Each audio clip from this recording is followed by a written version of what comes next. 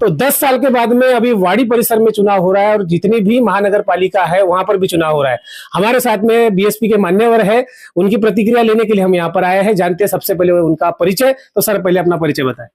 सबसे पहले मेरा नाम बबलू रामबो मेश्राम। सभी संतों और महापुरुषों को त्रिवार वंदन करते हुए साथियों, मैं इस बहुजन समाज पार्टी में पिछले 25 साल से कार्यरत हूँ। पिछले नगर परिषद में बहुजन समाज पार्टी ने 7 नगर सेवक चुन के लाए थे। उसमें मैं सेक्टर का अध्यक्ष था और जिस मूवमेंट के साथ में हमने 7 नगर सेवक को चुन के लाए थे, उसी विषय को मद्देनजर रखते हुए इस बार फिर से इस अंबेडकर नगर में स्थानिक स्वराज्य नगर परिषद की निवडणूक में हम बहुजन समाज पार्टी का नीला झंडा और उस पर लगा हुआ हाथी निशान इस अंबेडकर नगर में हम फड़काएंगे और हमारे 5 जो नगर सेवक है वो नगर परिषद में भेजेंगे। सर यह सबसे महत्वपूर्ण मुद्दा है। वाड़ी क्षेत्र में सबसे महत्वपूर्ण एरिया है अंबेडकर नगर वाड़ी, और अंबेडकर नगर वाड़ी में अगर बाबा साहब अंबेडकर के नाम पर लड़ने वाली जो पार्टी है वो 2 पार्टियों में विभक्त हो गई है, तो क्या वर्तमान में जो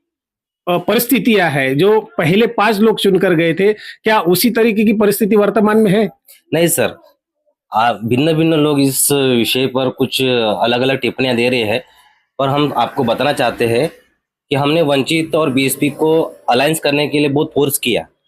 पर कुछ संगठित साथियों की वजह से उस संगठन को अलायंस ना हो पाया। इस बात का हमें थोड़ा खेद है, पर आदरणीय हमारे जो अध्यक्ष के रूप में हमें एक जो बड़ा चेहरा मिला है, आदरणीय दिनेश भाऊ बंसोड़,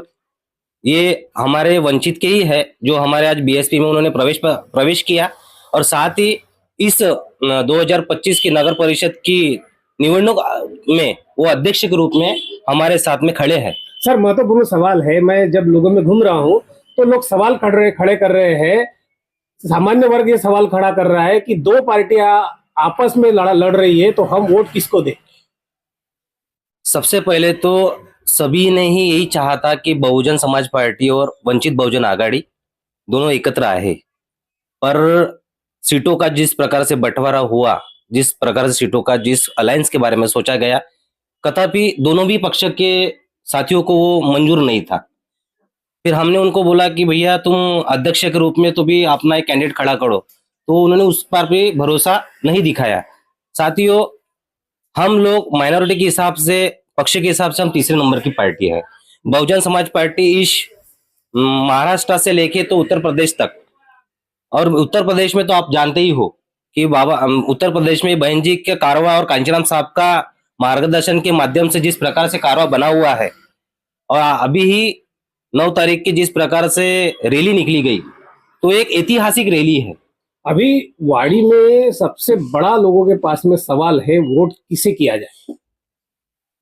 देखो, हमने 2014 में जिस तरीके से परिवर्तन किया, इस अंबेडकर नगर में ऐतिहासिक जो माहौल पैदा हुआ कि बहुजन समाज पार्टी की अंबेडकर नगर से 5 और नवनीत नगर से 1 और धम्मकीर्ति नगर से 1, ऐसे मिला के 7 नगर सेवक हमने चुन के लाए। अंबेडकर नगर की जो दूरदृष्टि थी कि अंबेडकर नगर का जिस प्रकार से परम पूज्य डॉक्टर बाबा साहब अंबेडकर का हम लोग नाम लेते हैं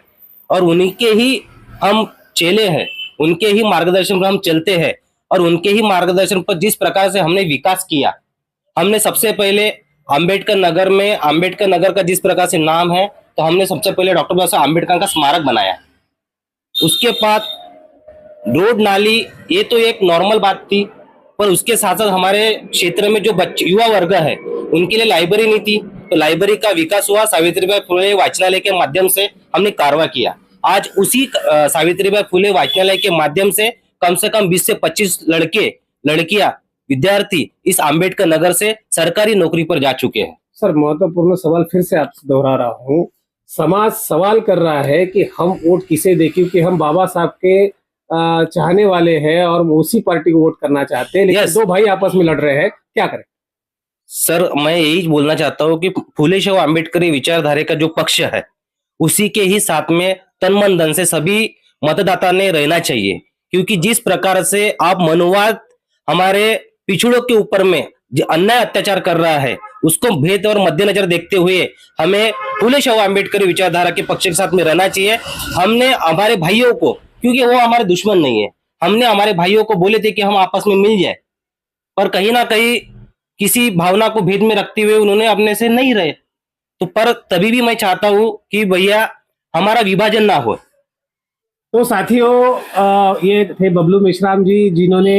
ये संदेश दिया है कि आपस में मतभेद ना हो, वोट उसी को दे, आप सोच समझ कर वोट दे, और किसको वोट दे वो आप सोचे, पिछला इतिहास जाने, वर्तमान इतिहास जाने, और वोट किसको देना है आप जरूर सोचे और उसी तरह से वोट दे।